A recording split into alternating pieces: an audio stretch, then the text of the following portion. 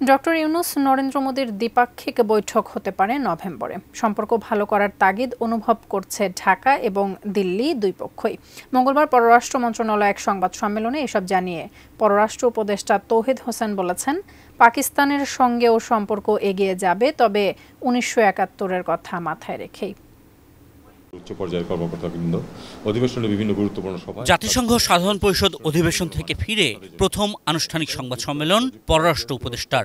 প্রশ্নোত্তর পর্বে খোলামেলা জানালেন প্রতিবেশী ভারতের সঙ্গে সম্পর্ক প্রসঙ্গে। ভারতের পররাষ্ট্রমন্ত্রীর সাথে সাক্ষাৎ আমরা উভয় পক্ষ একমত হয়েছে যে আমাদের পরস্পরের সাথে সুসম্পর্ক প্রতিষ্ঠা করা প্রয়োজন নিজেদের স্বার্থে। এটাতে বাংলাদেশের স্বার্থ আছে, এটাতে ভারতের স্বার্থ আছে। কাজেই আমরা এই লাইনেই কথাবার্তা বলেছি এবং ইমিডিয়েটলি তো সর্বোচ্চ পর্যায়ে যোগাযোগ সম্ভব হয়নি। হয়তো একটা সম্ভাবনা আছে যে বিমস্টেকের সামিট যখন হবে, প্রত্যাশিত, এখনো ডেট হয়নি, সম্ভাবনা আছে নভেম্বরেই হবে। সেখানে হয়তো দুই পক্ষের মধ্যে আলাপ আলোচনা হতে পারে। জাতিসংঘ অধিবেশনের সাইডলাইনে ডক্টর ইউনূসের সঙ্গে পাকিস্তানের প্রধানমন্ত্রীর বৈঠকে কি এসেছিল মুক্তিযুদ্ধের সময়ের অপরাধ প্রসঙ্গ? এমন প্রশ্নের জবাবে উপদেষ্টা বলছেন, এটা সৌজন্যমূলক একটি বৈঠক ছিল। সানবিট সব দিবে সামাল। সানবিট ম্যাজিক প্রেস ডিশওয়াশিং এর মাথা ঘোরানো সলিউশন। এটা একেবারে একটা কার্টসি কলম। কার্টসি কলমে কিন্তু আমরা কঠিন বিষয় তুলি না।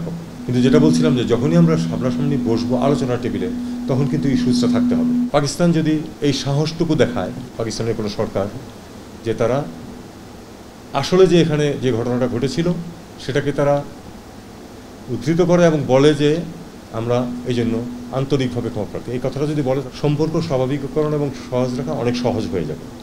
তবে পাশাপাশি আমি মনে করি যে এই কারণে একেবারে সম্পর্ক আটকে রাখা সেটারও কোনো প্রয়োজন নেই।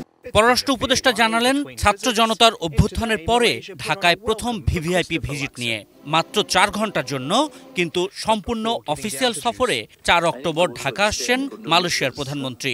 এই সরকার দায়িত্ব গ্রহণের পর প্রথম যিনি ফোন করেছিলেন তিনি কিন্তু ডক্টর শ্রী আনোয়ার ইব্রাহিম।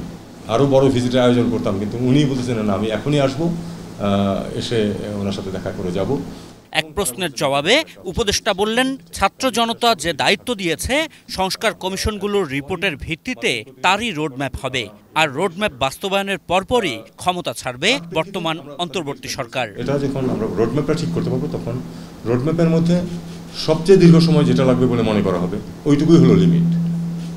এর চেয়ে বেশি একদিনও এই সরকার থাকবে না। এটাই হলো। আশিকুর রহমান অপু, এটি নিউজ, ঢাকা।